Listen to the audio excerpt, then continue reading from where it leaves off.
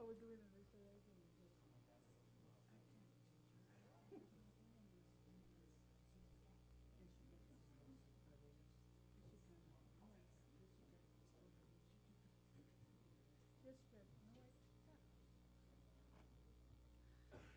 But anyway, I'm having fun.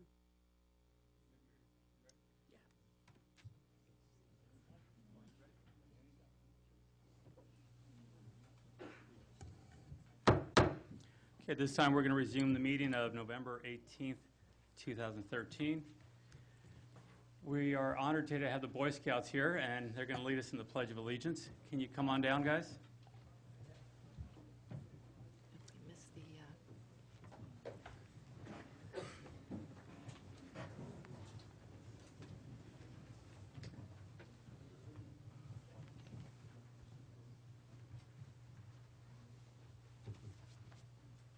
Will the audience please join me in the Pledge of Allegiance? To the flag of the United States of America and to the republic for which it stands, one nation under God, indivisible, with liberty and justice for all. Thank you very much, guys. closed session announcements. Let's move forward with the roll call. Yes, Councilmember Valdivia. Here. Councilmember Friend. Mayor Velasquez. Here. Councilmember Scatini. Here. Councilmember Gomez. Here. City Manager Rivera. Present. City Attorney Mall. Present, and Mr. Mayor, you missed the closed session announcements. Oh, I'm sorry. Well, let's step back. And is there anything to report out of closed session? Yes, Mr. Mayor, the City Council went into closed session at 6 o'clock to hear the matter of conference with labor negotiator, and direction was given to labor negotiators. Thank you very much. Okay, we finished roll call there. Move on to verification of agenda posting. The agenda for the City Council meeting of November 18th was posted on the bulletin board at City Hall on November 13th at 10:45 a.m. per Government Code Section 54954.2. Thank you very much. Tonight we have an outstanding citizen in our community that has stood up for our Boy Scouts. If you haven't heard, during the rally there were about 25 of our flags that were stolen from downtown, which it's a considerable cost, not to mention the fact that how dare somebody steal our flags. But we have a citizen here that has stood up and has volunteered his time and financial resources to help make the Boy Scouts whole on the cost of what it costs to replace that flag. So this time I'd like to call Mr. Corbin up.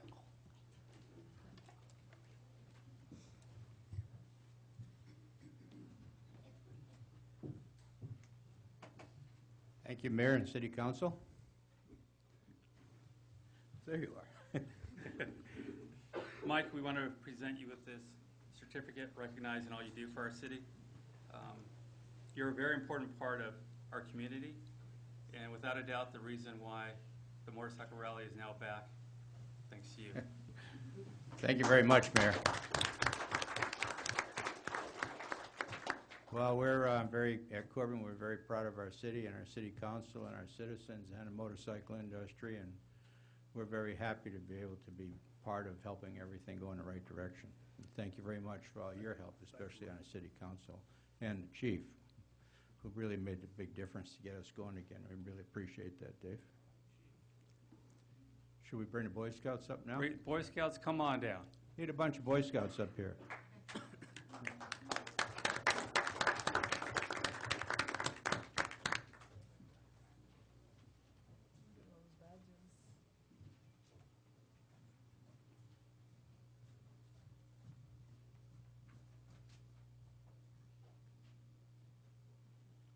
Well, we're all very proud of Boy Scouts of America and 777 and 787. You guys are really doing a great job. I was a scout, my son's a scout, my grandson's a scout, so we believe in you guys. So on behalf of the good work that you do with the flag, which is one of the most beautiful parts of Independence Day weekend, we want to present you with a check. to the Boy Scouts of America for $1,000.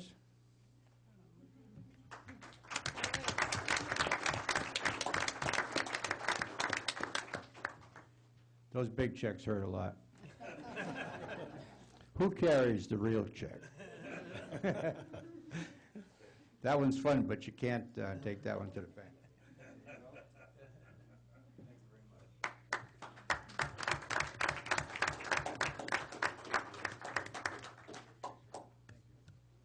I'm going to interrupt the meeting. I want to take a picture of Mike with you guys.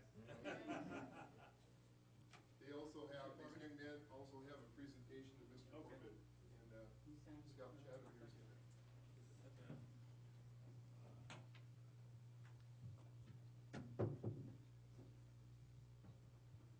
Not normal protocol, but special occasions, right?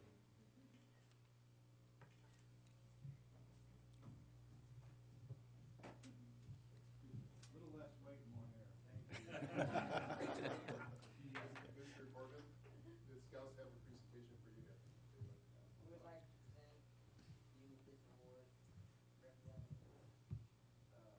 representing 78777 troops, saying thank you for helping us support our flag. Thank you very much. Thanks a lot.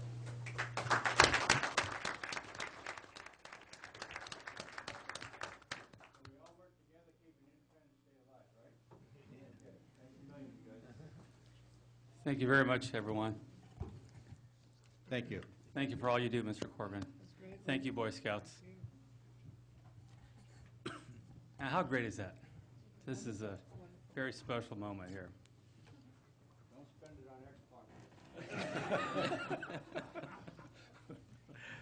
Let's move forward to item A. Consent agenda. Are there any items that council would like to pull from the consent resolution? I have a comment for item A4 A4? before the vote. Are there any other items? No? Mr. Mayor, I have speakers cards on A4 and A5. Okay. We'll pull item A5. All right. Motion to approve item A1, 2, 3, and 6. Second. Second. All in favor? Aye. Motion carries. Let's move on with item A4. Mr. Mayor, Council, A4 is a proposal to partially refund, or, fund Neighborhood Watch Program that was defunded, I think, in 2002. Back then, we paid for a crime prevention officer, some educational stuff, and of course the materials. What I'm asking tonight is to simply purchase the materials so I can use them to support our mission to reinvigorate the Neighborhood Watch Program in the city of Hollister. Thank you very much. Are there any speakers? Marty Richmond?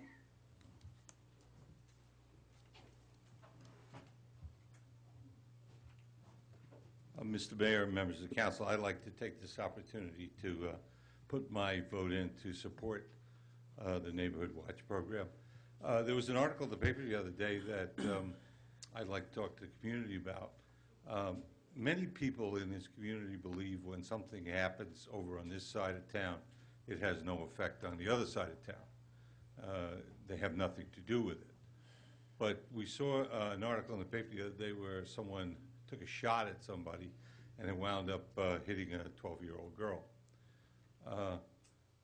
Crime doesn't have a magic wall that it doesn't cross. It affects everybody in the community wherever you live. It doesn't, the fact that you may live on the other side of the tracks, in the better homes, doesn't matter. The fact that your kids don't get in trouble doesn't matter. Crime is insidious. It travels throughout the community. And the most cost-effective way to fight crime is the community cooperation that our community gives this police department. And I've made this speech 20 times to the chief, and he's heard it till he's tired of it. I don't rate the police department on how many crimes we have, because they have sometimes very little control over that. What I rate them on, their primarily function is their relationship to the people who live here, because those are the people who know what's going on, they know who's doing what, and they are cost-effective people to help police the community, and that they keep the kids out of trouble, and they keep the neighborhood safe. So I am a full supporter of this because it is good for the community, it is good for your budget because it keeps the cost of policing down, and it is good for the community relations between the police department and the community, which is very important. Thank you for your time. Thank you very much. Are there any other speakers? No, oh, yes. You're too late. Ashley Sand. I'm sorry I wasn't better prepared. I didn't realize I was going to be speaking tonight. I have 4 children, so I rushed out at dinner to get here to this meeting. I live in the Whale Park neighborhood, and we've recently started a neighborhood watch group because of some activity going on in the park that was not okay with us. And the interest in the neighbors and the neighborhood has been phenomenal. We have 50 different families signed up now within a week to join the Neighborhood Watch program. And we were wondering why we couldn't put up signs at the park that said, we see what you're doing. This is not okay with us. We tip with phone numbers. And so funding, even if it's not as much as it once was when the budget was cut for Neighborhood Watch, anything would be beneficial to, I think, helping us clean up our neighborhood and keeping it safe. Mr. Gomez was there at the Neighborhood Watch meeting that we had at the park, and people are ready to take our streets back and clean it up. But we need a little bit of help and support besides the chief showing up. And I think that the funding for window cling, street signs, although it seems small, I think it's a big thing when people start seeing signs going up. So I hope that you would fund this and help us. You know, there's a community of people that want to be safe, that want our streets clean, that want our kids to play at the park without there being condoms and needles. And I think that if we all get together, they'll move on. They'll know that this is not okay. It's not okay for my children to be walking to the mailbox and have trash and condoms on the ground when we're going there. So I would appreciate it. Thank you very much. Other speakers? No. Councilmember Gomez? Yeah, thank you, Mayor Velasquez. I didn't know people were going to speak on this. I just wanted to actually thank, I should have probably spoke before Ashley and Marty did. Those are some good comments there. But I think overall this is just part of the whole plan that Chief Westrick has set out in regards to community engagement. And Chief, you've done an excellent job engaging the community, whether it's through social media, having community meetings, community coffees. But I think in general, just the community engagement is huge. I did have the pleasure of attending the meeting there at the Whale Park. I live close to the neighborhood there by the park. I was there yesterday. I took my daughter there, and it does take folks to step up.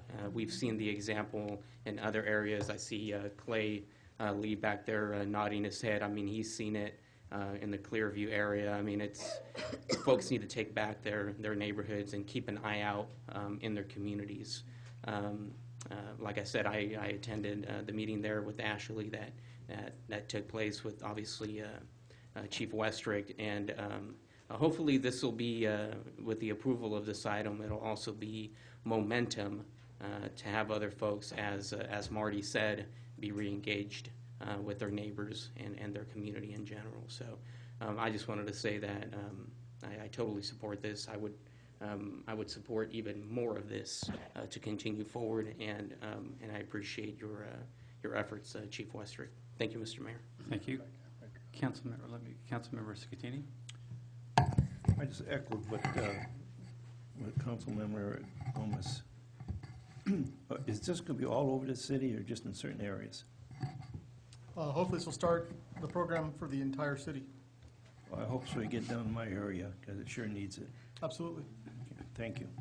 Councilmember Friend? Yeah, in my neighborhood, we started one about 20 years ago, and it has, the neighbors have all rolled over, and I would like to get it started again, because it's an excellent way. We all know, I mean, I live in a small area, and I don't think I know more than 2 of my neighbors.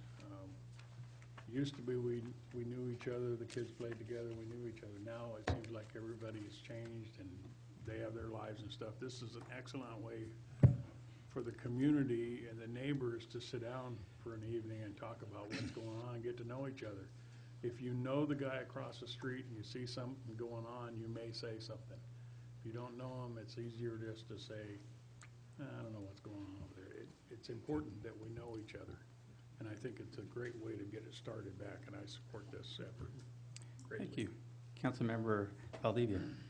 I also support this concept of having this program. I think it's so important. And I live on C Street over here, about 2 blocks from the high school. And the streets are not lighted that good. It's dark for whatever reason. And this is a great opportunity to get something going there. And I'm going to see about talking to some of my neighbors. The only thing is we have a lot of older folks living in the neighborhood, which is fine. But in a way, we all watch out for each other. It's just a small group. But I think it needs to be expanded, and I think that will work. And also the activity, when you see activity in the neighborhoods, that will prevent anybody to come in and do anything, you know, I mean, because they'll say, oh my God, they're watching the houses and this and that. So I'm really also support this concept. I think it's gonna be great. We used to have it some time ago, and thank you for that. And anything I can do to help, let me know, and I'll contact you. Thank you. Chief, I just want to say thank you. You've done so much in such a short period of time, and the community is pulling together. Ashley and your neighborhood and several other neighborhoods have started the program, thanks to our chief pulling people together. It's making a difference, and this is what's going to make the difference as far as crime in our communities. The goal is to have one in every neighborhood, and for those in those neighborhoods to understand you own the streets. Gang members do not own the streets, you own the streets. We just need to know what's going on so we can put a stop to it. I tease the chief all the time. I say my goal is to make sure that his cops have time to go to the donut shops. That's the goal of the city. We don't want to be chasing people around all day long. We want to go around and speak with all the neighbors. So thank you for it. And I make a motion that we approve A4. Second. All in favor? Aye. Aye. Motion carries. Thank you very much, Chief. Item A5, I'm going to recuse myself, so I'm going to pass the gavel to Vice Mayor Scatini.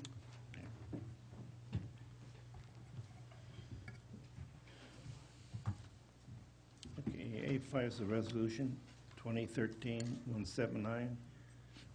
A resolution of the City Council of the City of Hollister approving the final map and subdivision improvement agreement for the improved of Eden West 3 and 4 subdivision tract number 212, and authorize execution of the agreement for the improvement with KB Home South Bay Corporation. You want to speak on that? Yes, Vice Mayor Scatini and Council. This item will approve phases 3 and 4 of the Eden West subdivision. It's a 53-lot subdivision. It should complete the tentative map that's actually been around for a while. It was originally approved on November 21st, 1996. And because of the moratorium and legislative extensions, this map is still valid. The amount of improvements that's going to be installed is just shy of $1.9 million. And what we're asking for tonight is approval of the subdivision improvement agreement and the final map. Okay, is there any questions? I have a question. Why is this before the council and not just going through the planning commission? Essentially, this item is approving the subdivision improvement agreement. The improvement agreement will put the subdivider on the hook to complete all the improvements that's necessary for the successful completion of the subdivision. The final map will be approved. It's been deemed to be technically correct, and it's in substantial conformance. and therefore, it is something that needs to be approved. The improvement agreement, staff can't enter into an agreement, therefore it requires the city council to approve that. Any other questions? Victor, you have any questions? Pauline? Mr. Scatini. Marvin Jones. Marvin Jones. Come up to the podium, state your name.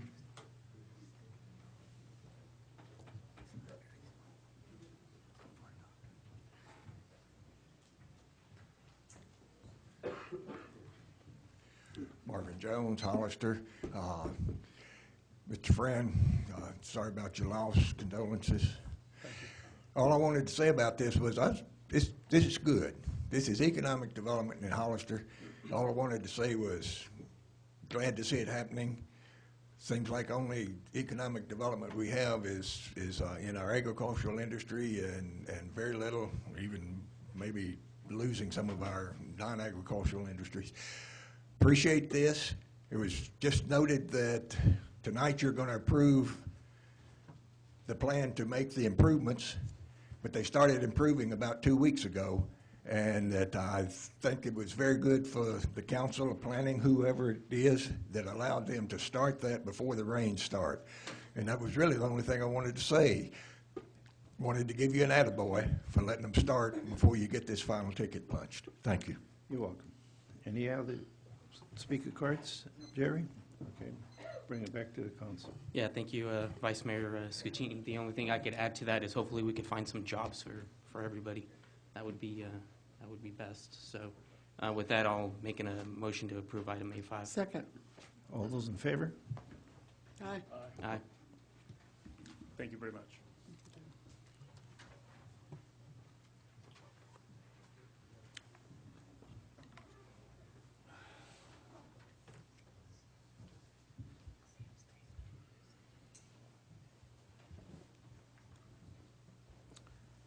Okay, no items on B. C, public input. This is the time for anyone in the audience to speak on any item not on the agenda and within the subject matter jurisdiction of the council. When the city clerk calls your name, please come to the podium, state your name and city for the record, and speak to the city council. Each speaker will be limited to 3 minutes. Please note that state law prohibits the city council from discussing or taking action on any item not on the agenda. Do we have any speakers? I have several this evening. First is David Dubois.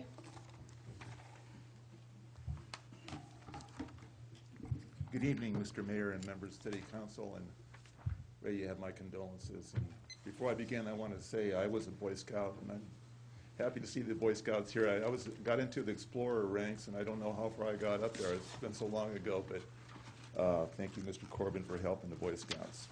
But I'm here to speak to you as chairman of the Green Business Committee of the San Benito Chamber of Commerce. And in the audience tonight is Paul Ravella, our board president and chairman of the Government Relations Committee, and CEO Debbie Taylor of the Chamber, in support of this issue that I'm going to talk to you about. 11 years ago, State Bill AB 117 was passed to allow cities and counties to aggregate their electrical purchasing power. The aggregate, known as CCAs, or Community Choice Aggregations, partner with PG&E to procure and perhaps generate our own electricity. The key word here in the acronym is choice as to where our electrical power comes from. It gives us the opportunity to purchase it at less cost than an investor-based utility, as you are not burdened with dividends, overhead, and state and federal tax increments. And by buying power at less cost, you can reinvest it in our community, create jobs, and stimulate our local economy. The first step in this process is having a feasibility study. There is an opportunity to essentially have this done for free. This has been voted on by the Green and Government Relations Committees of our chamber and ratified by the directors of the Chamber of Commerce. And I believe you all have copies of the letter from the chamber urging you to proceed with this. Some 40 California communities are looking into this. Monterey, San Benito, and Santa Cruz counties and regional cities have decided to move forward with procuring a feasibility study. Marin County has had a CCA for 3 years. After their last fiscal year, it was reported that after servicing debt and startup costs, they have an almost a $5 million surplus and have increased the renewable quotient of their energy portfolio from 35 to 50% and are in parity with PG&E with what ratepayers pay. Also, I want to emphasize that this is voluntary. It's not a big bureaucracy telling us what we have to do. The ratepayer has a choice to stay with the CCA or opt out to the conventional system. Whether this is all going to work for us, like I was talking to Marty Richmond earlier today, Marin County is a totally different demographics than what we have here in San Benito County. It's not the rolling hills and the fancy cars and all the wine trails, although we do have the wine trails here. But whether or not it's all going to work for us, I can't tell you for certain. But we have the opportunity to have a third-party feasibility study done for free if we act quickly and have this on the next agenda. I have Brennan Jensen in our audience. She is a member of Bruce McPherson's project team, and she is willing to provide you with a presentation for our next meeting. Thank you for your consideration. I got a question. Yes, sir. Okay, Dave, pardon me?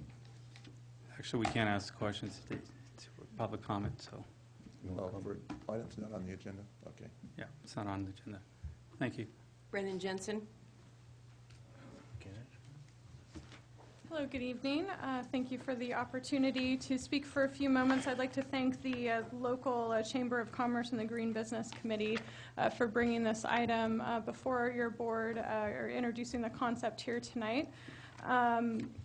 I have the pleasure of being part of the team out of Supervisor McPherson's office in Santa Cruz County that is leading this effort, Monterey Bay Community Power, to explore the concept of community choice aggregation for our region as a mechanism to help stimulate our local economy, create green jobs, reinvest additional dollars into our local community, and also help to accomplish some of our greenhouse gas reduction goals and targets in our region.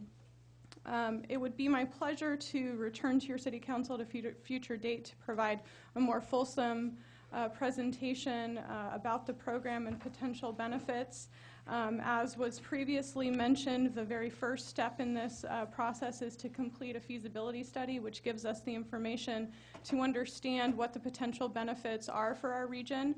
In those areas where a community choice aggregation program has already been pursued, they've seen really significant benefits economically, socially, and environmentally. And it's something that we feel like may be a really good fit for our area as well. There is already a tri-county effort that is underway within our region. It includes representatives from all 3 local counties, Santa Cruz, Monterey, and San Benito County. The item has already been passed by resolution by the County of San Benito and is also comprised of additional cities within those counties and special districts as well. So it's a very broad collaborative effort. The goal is to be able to provide this information without impacting general fund in any of the jurisdictions that are participating, but give us that information to know whether or not it's something that is worth pursuing. So I thank you very much for your patience in allowing us to introduce the concept here tonight, and we look forward to hopefully being able to provide a more fulsome discussion at a future date. Thank you so much. Thank you very much. Gabriel Torres.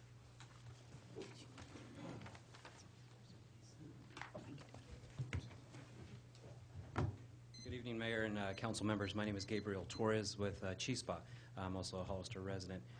What Jerry's handing you is a copy of an article that was recently published in the Pinnacle regarding the 1148 San Benito Street home that many of you have seen over the last 12 months has been under rehabilitation by Chispa, the Hollister Youth Alliance program students, as well as Center for Employment Training.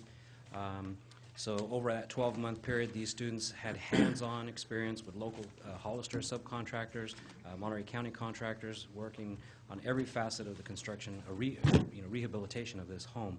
And we're pleased to report this evening that the house recently sold to a local family, and as the efforts that the city put forth, Bill Bear and his staff, A lot of the locals, we're very pleased that a family now is living in the home. And what I'm here this evening to do is, again, since the whole home has been sold, we have sales proceeds from the sale of the house that would be going back to the city, because the home originally was owned by the city, was transferred over to Chispa under the guidelines that once sold, those proceeds would come back to the city. I'm here this evening to request that this item be on the next agenda. We'd like to be able to use those proceeds for another home, another rehabilitation home here in Hollister, to provide that hands-on training to the CET students as well as the Youth Alliance students. So if possible, we'd like to get that on the next agenda, and we'll be coordinating with council and staff to hopefully make that happen. Thank you very much. Thank you. Thank you. Marty Richmond?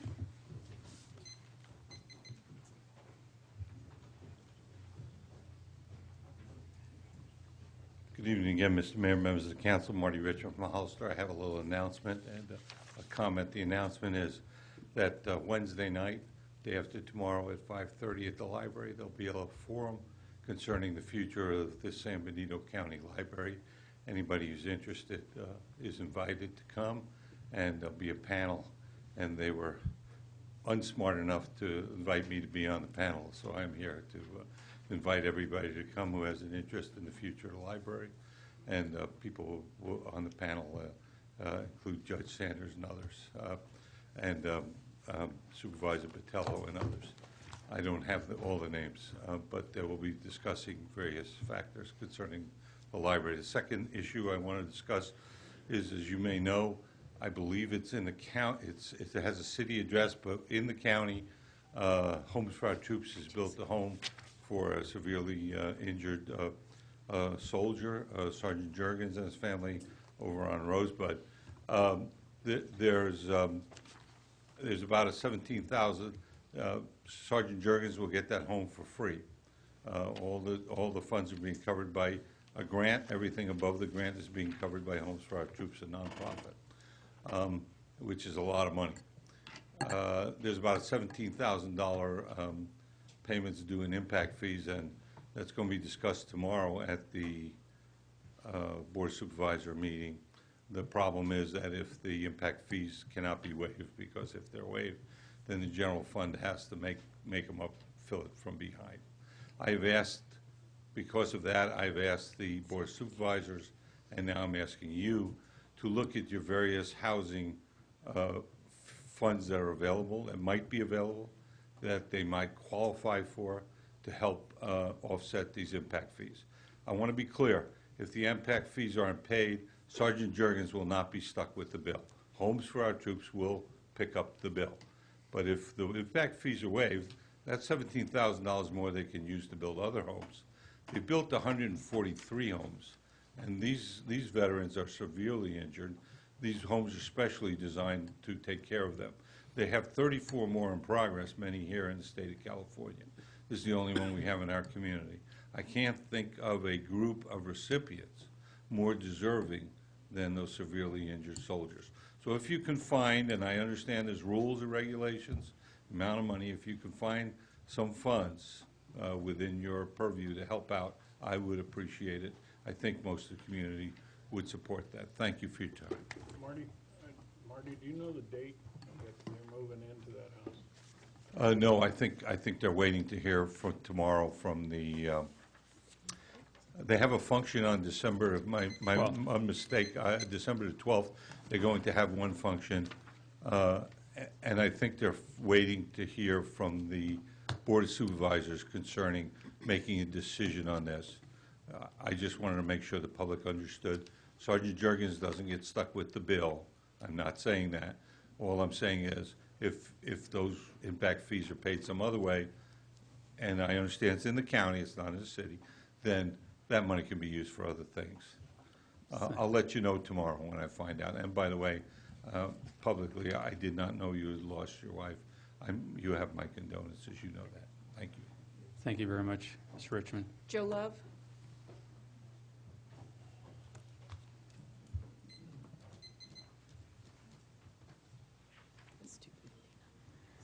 Good evening, City Council, Mr. Mayor, and Ray, also from our post. And from our veterans, our condolences to you. You know that we're always at your side. We got your back. Mr. Mayor and Council, I'd like to thank you folks for the wonderful gift that you kind of like and let us have, the building.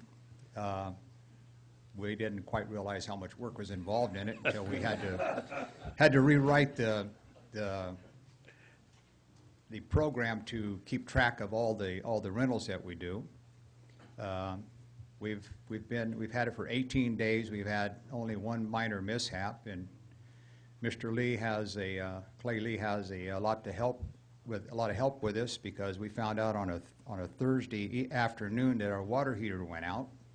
We had a major function on Monday, and he jumped through hoops, we jumped through hoops, and I feel like I'm almost a clown.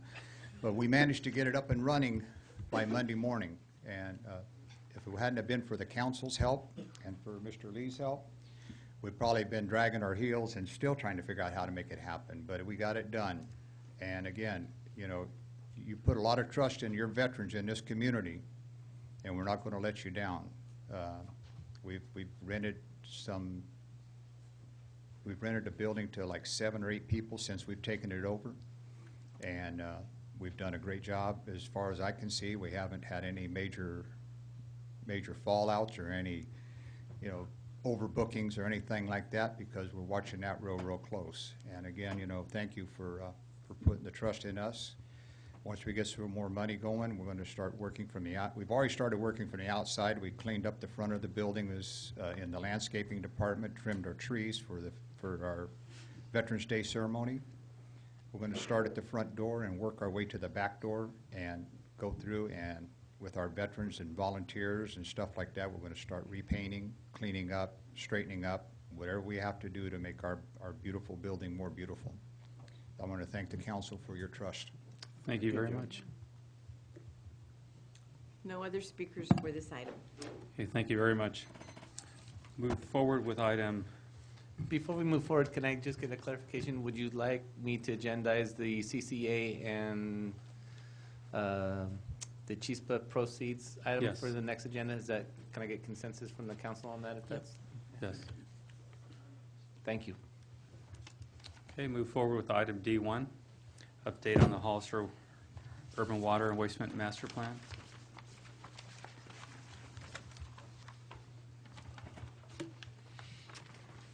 Thank you, Mr. Mayor, members of the council. I have to refresh the memories of some of the people in the audience. I'm Harry Blom, and I'm the program manager for the Hollister Urban Area Water and Wastewater Improvement Project. I'd like to give you an update on 3 items, and then Jeff Catania will give you an update on a 4th item that'll be near and dear to your hearts. The first is that the West Hills water treatment plant is the one that's the new plant that's located overlooking Riverside Road. And there will be activity up there very shortly. We'll begin doing our soil borings and the exploration and testing program to establish the foundation and the conditions of the foundation and the strengths and so on, so that we can better refine the layout of the plant itself. We have a tentative layout that is staked out on the site, and so you can see lath stakes all over that are labeled, and that shows you the layout of the plant itself, including the process facilities, the administration building, and so on. This layout will be influenced by our dear friend, the California tiger salamander.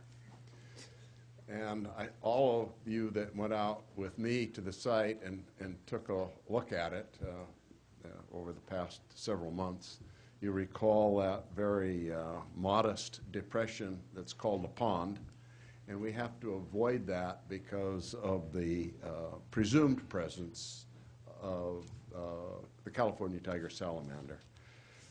California tiger salamander issue, the mitigation that is going to be required there was anticipated and has been budgeted in your overall plan, the budget for the project. But as we've entered our very difficult negotiations with the state agencies that are involved, we're very concerned that we may be undergoing cost creep, and we want to avoid that at all costs.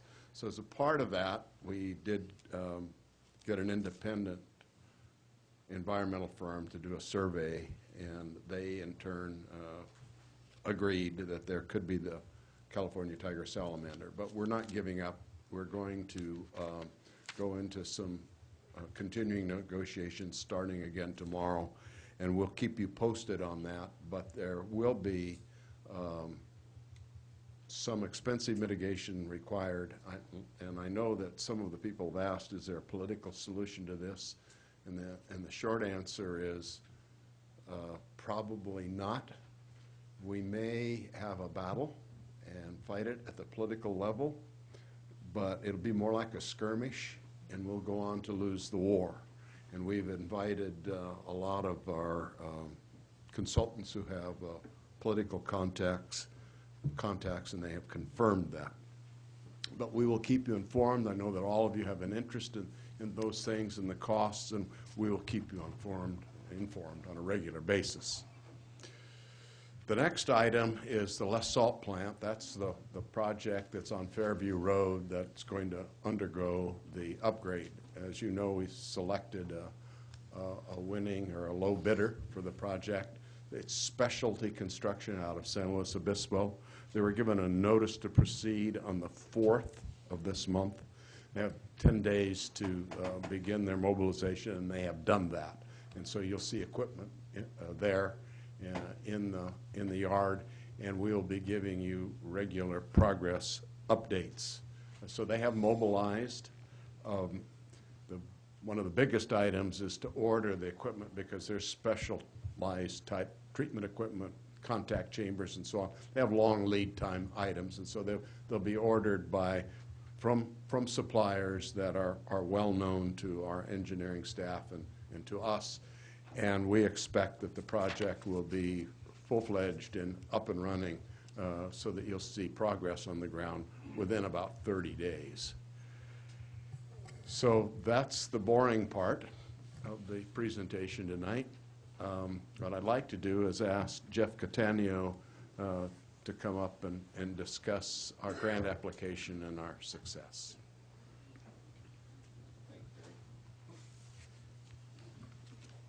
Good evening, Mr. Mayor and council members. If you remember when we were going through the rate process, there was some discussion about other methods and mechanisms that the district and the group were looking at for funding. And at that time, we had mentioned to you that we had applied for a Prop 84 implementation grant, but we hadn't heard anything back yet. Well, I'm very happy to report to you tonight that we were successful in that effort. The Water District applied for a grant. Total grant amount was $7.5 million. Out of that $7.5 million, $4.1 million will be allocated directly to the less salt and West Hills treatment plant. So, say that again. 4.1. $4.1 million.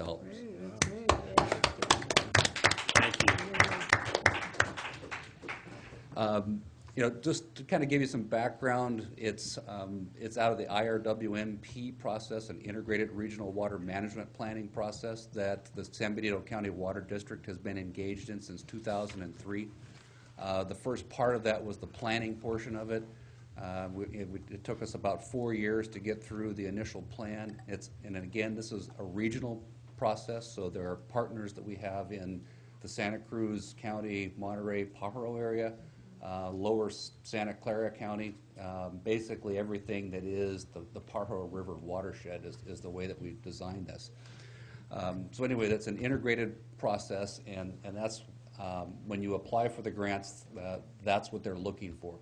They're looking for a regional process where you're taking in consideration the region's water needs. And when we put our application together, that's what we did. We took the project that we had here, the benefits that it was bringing to this community. We added in other projects for the lower Pajaro area, for Pajaro, a disadvantaged community, and then some other projects for the Watsonville area. And putting those all together created an application that actually beat out 3 other agencies that were in our region. So there was only one agency that was funded, us. So we were the sole recipient of the $7.5 million that was available. It's a competitive process, like I said, so we have to, you know, you're competing against other agencies in other areas when you go into these. It's not like you go in and you apply for a grant and they say, great, here, you can have some money. You have to put together a really detailed package together that explains exactly what the benefits are and how you're going to be using the money. So, again, just wanted to update you, give you the good news that there's about 14% of the capital cost of the project is going to be covered with that $4.1 million. Right. Perfect. That's outstanding. Thank you. All right, thank you. Harry, you're right. He's more exciting than you.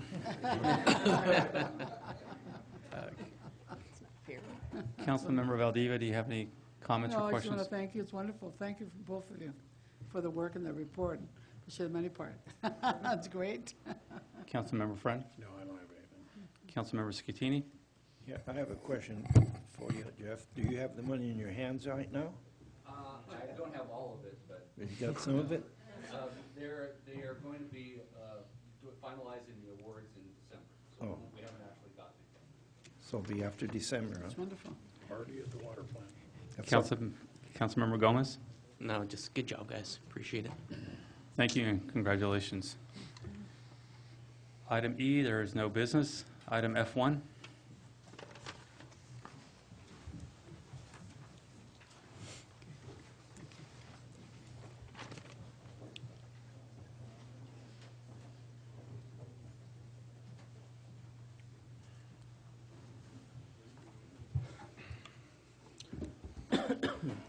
Good evening. This item before you is for the final approval of parking restrictions and a 3-hour parking. That's going to be located by the Lad Lane School and Gatlin Hills School. What this item will do is, and we worked with the police department and the school district, will provide an area on street that hopefully parents will utilize to drop their children off, pick them up. We're going to be taking Lad Lane, where it's currently no parking, create an area that will be a 3-hour parking so that parents can stop, drop their kids off. They need to walk them to the campus. They have a place where they can park and do so. There'll also be an area where they can park and attend functions after school. This was an attempt to try and eliminate the unsafe movements that parents dropping their kids off in front of Lad Lane School and having their children dart across the school or potentially dart across the South Side Road to the school. This will funnel the kids to 2 intersections where there are crossings. On Santa Ana Road, this is the south side of Santa Ana Road, the area that's within the city limits. We're hoping that this area will allow or have the parents drop their kids off on the correct side so that they can actually get to Gatlin Hills and the Dual Language Academy and make picking up and dropping off their kids a little bit more safer. Right now, there's a large traffic problem with people that are making illegal U-turns. Hopefully, this will help solve the problem. Hopefully, the parents will not stop in the orchard on the north side, that they'll utilize this side to allow their kids to get to school. On a third item on this is creating a no parking zone on Miller. It's be on the west side of Miller, and it would go from San Juan Hollister Road up to the driveway of the Quick Stop convenience market. This will allow This will allow cars to actually get close to the curb, make right turns, and squeeze by the cars that are waiting at the signal to make left turns. And like I said, this item has the support of the school district, the police department, and hopefully this will be an item that will create a safe environment for the students. If you have any questions. Thank you. Are there any speakers? Okay. Is there Yeah, I did initially, thank you, Mr. Mayor, I did initially have concerns, because I know in the past, we've had issues with commercial parking, but is this gonna take any of that away? I know that, we've had issues in District 3 in regards to trucks parking just south of Trespinos Road. So is it going to limit commercial parking at all? Because I know that I was happy to see the 3-hour limit, which I think is good. But I have issues with commercial parking, and I have issues with, I don't know, I think the location is okay, but commercial restrictions and overnight parking, I know that we don't have the resources to necessarily be in that area during off-business hours or whatever that is. I don't know if I should say that in public, but or have those been taken into consideration? Okay, this item will not affect any of the no parking zones north of Talbot Drive. Oh, okay. Therefore, all the commercial truck parking and the long-term parking that had occurred before from Nash Road or Tres Pinos Road by the Kmart will not be affected. So can they move their trucks south of there and park them in that area? 3 hours. For 3 hours? Yeah, and that would be, and that would be the maximum amount of time that they would be allowed to park. Can we legally restrict commercial parking there? At this time, I don't think so. You don't think it's possible, legally possible to do that? I don't believe so. It's something that we would have to take a look at and consult with our city attorney. Okay, that's fine. Thank you. Councilmember Scatini? I don't have no question at this time right now. Councilmember Friend? No. Councilmember Valdivia? No. Okay, is there a motion? I'll make a motion to approve item F1. Second. All in favor? All right. Aye. Motion carries. Thank you very much. Thank you. Let's move on to item F2. I believe that would be you too, right? Our chief is handling that? Yeah, this is the second reading for the changing of the hours to 3 hours instead of 2 hours in the central parking area district. Like I said before, this is sort of phase 1 of fixing the parking downtown. And any questions? Do we have any speakers? Joe Love?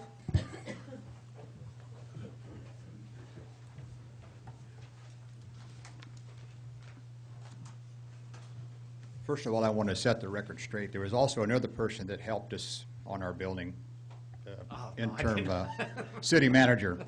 Thank you. Around the Veterans Building, we have an issue with parking. There's some vehicles that park there for 72 hours, sometimes even longer than that. I've talked to the tenants, and they're county vehicles, and there's no reason for those vehicles to be parked on the street, taking up valuable parking spaces that veterans can be used, veterans can be using while they're inside the building.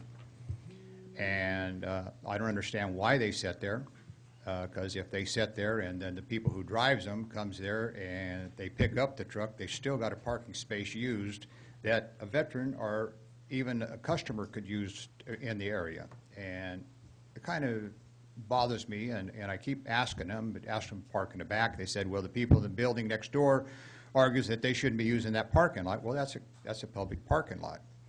So, because it takes away from the parking of the building next door. Some of these veterans that we get into to see the VSO is quite elderly, and for them to have to park down the street and walk around or drive around and find a parking spot, that's not right. You know, I don't know if there's some sort of instrument that we could use through the police department that whenever a veteran comes and he parks in a 2-hour zone and he's there for 3 or 4 hours with the VSO, you know, he ends up with a ticket and he's got to go pay it, which adds more frustration to their already ongoing problem.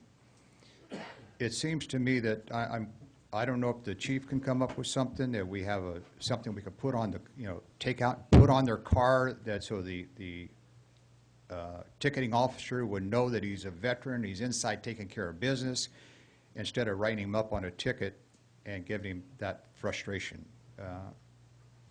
I think all the veterans in the area that's had to deal with it, and we've discussed this in meetings of how we could make it better for them, and that's our whole goal, is to make it better for our senior veterans to have a place to go, have a place to park. I share that goal. Like I said, this is just phase one. There's probably 2 or 3 more that iterations I've got to do to sort of fix downtown, and that's certainly one of the bigger problems. I agree. Okay. Councilmember Gomez. Yeah, thank you, Mr. Mayor. So originally, Chief Westrick, when we first rolled out the parking enforcement program, we wanted to make sure that it was cost neutral, revenue neutral. And I know that, you know, obviously it's going to have an impact by increasing the hours. Do we have sort of like a backup plan on on that issue? Because I know we're going to. I'm not in favor of using tickets as a way of generating revenue, but when it comes to effective, you know, turning of vehicles in the downtown for retail purposes, that was the whole point of it. So do we have a backup plan on how to either lower the costs or increase the revenues to recoup the lost revenue? So yeah, that's a great question, and that's part of the last part of it is making that position a vehicle abatement and also parking officer as well, which there may be some ways to capture some funding from the state if we do some vehicle abatement in town, which we've never done, really. And I'm looking into that right now to see if we can actually do that.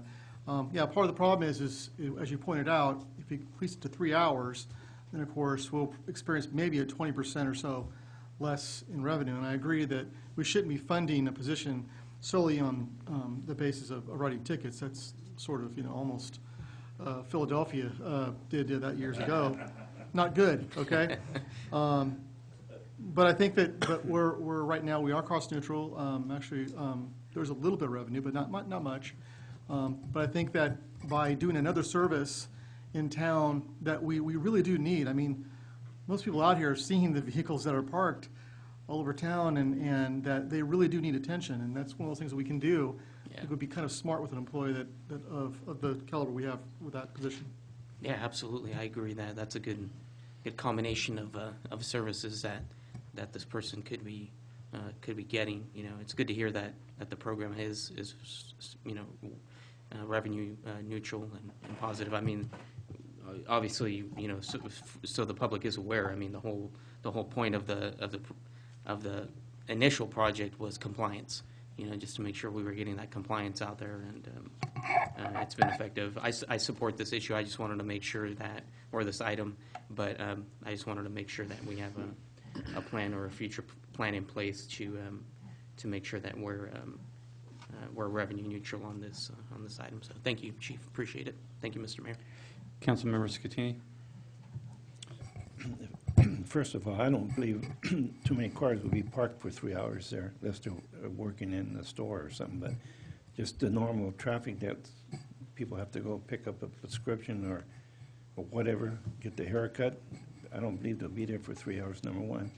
And number two is that there was a lot of complaints about the beauty shops in town, especially on 5th Street, where people go and get their haircuts, women, they probably take 3 hours to get their hair done.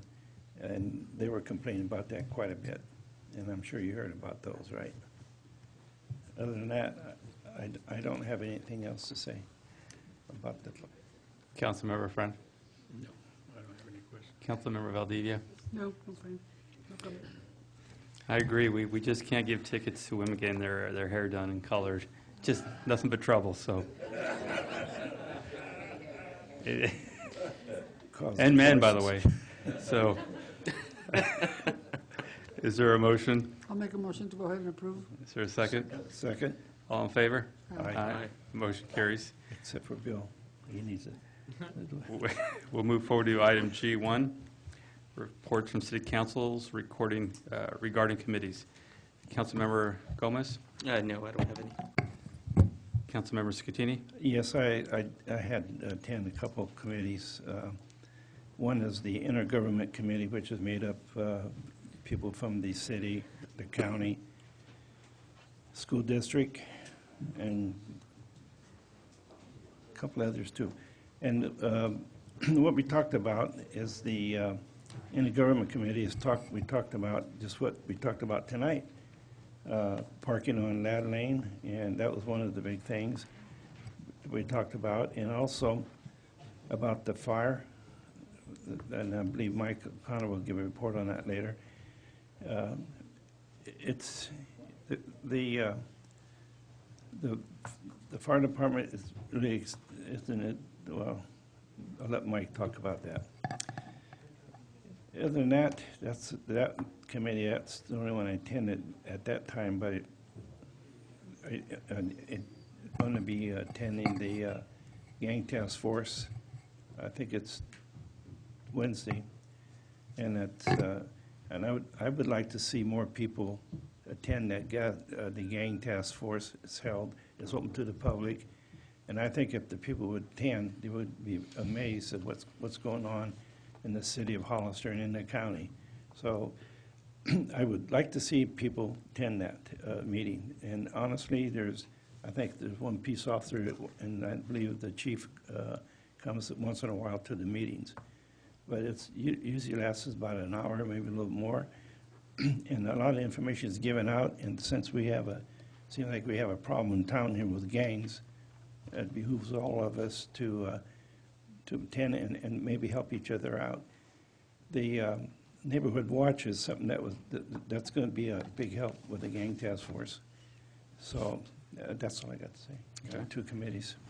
Councilmember Friend? No, none. Councilmember Valdivia? No pass, no report. Okay, I'd like to add on the intergovernmental that the county and the school district and the city are trying to work together to figure out a way to come up with a concept to, say, build a suitable library for the community. So our current library is quite small and out of date, and I think we all agree that the key to cutting crime is educating our young ones so we don't have to send them off to jail. We can send them off to universities instead. So we are working on that issue. Okay, let's move on to informational reports. Is there any item you'd like to discuss? Councilmember Gomez? No, I don't. Thank you, Mr. Mayor. Councilmember Scatini? Are you talking about? Information, anything you want the public to know? Yeah, I do. Since last June, I've been asking city manager, going back to Clint Quilter and Bill Avera, and also with Clay Lee, about the money that we were spending on killing the gophers and the squirrels in the city. We're spending a ton of money that could be used for. I don't believe, what I'm trying to say, I don't believe we need to kill those gophers and those squirrels seem like every month. I don't think there are that many around. And I've been asking, and I'm not, and quite honestly, I'm kind of peeved about it, because I've been asking and not gotten an answer from any of those people. And I guarantee you, I've asked at least 20 times that when that company comes out and killed the gophers and the squirrels, I want to go along with him and see what he's doing to earn that money. If it's necessary, fine, but I don't believe it's necessary to kill every month to spend that kind of money killing squirrels. We can use that money for other things in the city that we need. But and I hope I get an answer. I hope the city manager would pay attention and get back to me as soon as possible, because I'm getting tired of asking and getting no answer at all. Okay. So that's my report. City Manager, can we please get a clear report on what's going on? Absolutely, and I will concur with Robbie that or Councilman Scatini, is that he has asked us several times. So that is on me. Okay. Councilmember Friend? No, I'd just like to pass a thank you for all the condolences and flowers that I received. Councilmember Valdivia? Yeah, the only thing I wanted to just say that I would like to close in the memory of Diane Friend, in her memory. Good job, Ray. That's all. Okay. Close the meeting. City Manager? Yes, I have a few things to report tonight. For those of you that don't know, Walgreens opened up over the weekend. And I will also share with you folks that I believe it was at our last meeting I was considering, or I may be coming back to you and asking for an extension on the RFP on the piece of property that the city was trying to sell right behind Walgreens. I wanted to let you know that we actually did receive a proposal from Hawkins Development Company on that piece. And we also received the proposal for the sliver piece on Meridian and the Pinnacles National Highway. So I'll be coming back to you at our next meeting with authorization to execute sale agreements for those two pieces. Both came in at the minimum asking price or minimum purchase price, so that's a good thing for us. I wanted to also let you know, give you an update on some of the recruitments. The recruitment for the city manager's position, letters of interest and resumes references were due to the consultant Avery and Associates last Friday. I can report that there's approximately 50 applicants for the position. So he'll be working, or the representative from Avery, Paul Camara, will be working with the council over the next few months to solidify that process. You'll be hearing from him shortly. I can tell you that the subcommittee of the council to interview city attorney candidates or consultants or firms, that actually occurred today, this afternoon, and we hope to have that buttoned up probably sometime in December. And then we'll have the fire chief ongoing, the fire chief's recruitment. We have the applications in. We're reviewing those. We'll probably end up selecting the top 6 for a testing process and move forward with that. And then we have our administrative services director and city engineer recruitments coming up also here very, very shortly. So that's where we are on a sort of an administrative level.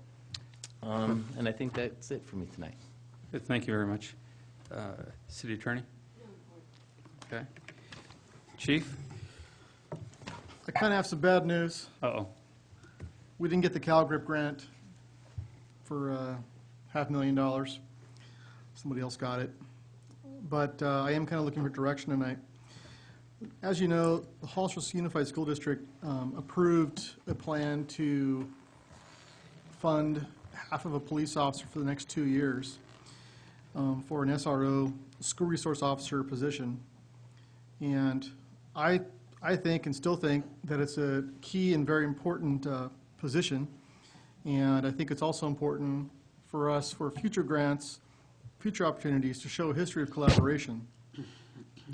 So I would ask for some direction on if you'd like me to bring this back to you to see if we can work with the school and us fund the rest of the officer for the next 2 years, or other options as well. Other than that, you beat me to the punch on the parking. Councilman Gomez is going to talk about that tonight. And I want to thank you for your vote on the Neighborhood Watch. We'll begin working on that tomorrow morning. Thank you. Oh, sorry. And we also swore in our second Measure officer, I guess you'd call it, this morning, Officer Rolando Albion. He's local, brought his family and his friends in this morning. It was great. Nice, really nice for the community. Good job, thank you. City Clerk? Just to remind everyone that the annual Lights On celebration is Saturday, November 30th. Okay, thank you very much. Let's move forward to item G3. I'm sorry, so when were you gonna come back for direction on that, Chief? For the RSO position, or? Yeah, I could do that if you'd like, the next meeting. But I kind of like some direction. You can now. bring us some more information so we can Okay. move forward from that point. Yeah, sorry about that, Mr. Mayor. No Thank you. problem. Thank you. Good evening, Mayor, council members. I'm here tonight with part two of, tried it last time, didn't quite get out of the starting gun, about the discussion and possibility of reinstating the full-time code enforcement officer. As I explained in the staff report, due to PERS retirement rules, I'll be losing Bob Brooks, who's been doing it for the last 2 years. He can no longer do it in February. We had scheduled to have this discussion to reinstate it halfway through the year during the budget hearings. What I'm trying to do is figure out if we're going to go that route in order to get the person on board by January 1, so that there's 30 days overlap before I lose my officer, so that they can brief on the cases in progress. So I was asked to, sorry, I actually have that ringtone, so I was asked to put some numbers in the report, which I did. Since it's a little dated, I have the up-to-date, up-to-second numbers right now, if you would like them. I don't feel I need to sit here and read this to you verbatim, so if you have any questions, I'm here to answer them. Do we have any speakers? No? She run off. Councilmember Gomez? No, I don't have any questions, but you have my 100% support. You know, we need to move forward on this, so that's all I got to say. Thank you. Councilmember Scatini? Yes, my question when you brought this up last time, I asked for you to bring back what you got in your hands now, and I would like to have a copy of that.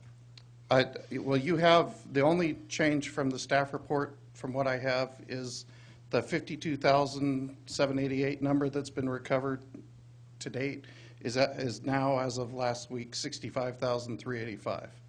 65,385? Yeah, that's the only difference. Okay. Okay, thank you. And that's from a time period of August 22nd to date. Okay, thank you. Councilmember Friend? No, and like Vic says, I support this, but it seems like you only have 6 weeks to get this person on board. You've obviously got somebody called and lassoed, so you're ready. Well, there are several people already in the city organization who has expressed interest in a position with code enforcement. So my intention is to do an in-house recruitment, and which would greatly accelerate the process because there'd be no background involved, et cetera. Very good, thank you. Councilmember Valdivia? Yeah, I think I asked Billy that, to reinstate, so we had this before, or this work is being done by 2 people? Yes, you had this before when I did the Yeah. job, and then when you moved me out to the airport, we had hired somebody to fill that position. They didn't work out, and then it was frozen as a result of budget cuts. Yeah, because I was looking at the information, so 50% will be coming from the general fund? My recommendation would be for 50% of it to come from the general fund and 50% of it to come from water and sewer. That is a new change. Previously, it was a 100% general fund position, but a considerable amount of the fund recovery that position is doing is for water and sewer, and justifies the breakdown. Okay, thank you. Okay. Is there a motion? I make a motion. I guess you're looking for approval to move forward. That would be wonderful. Is there a motion? I make a motion that we approve that. Second. All in favor? Aye. Aye. Motion carries. Thank you. Thank you very much.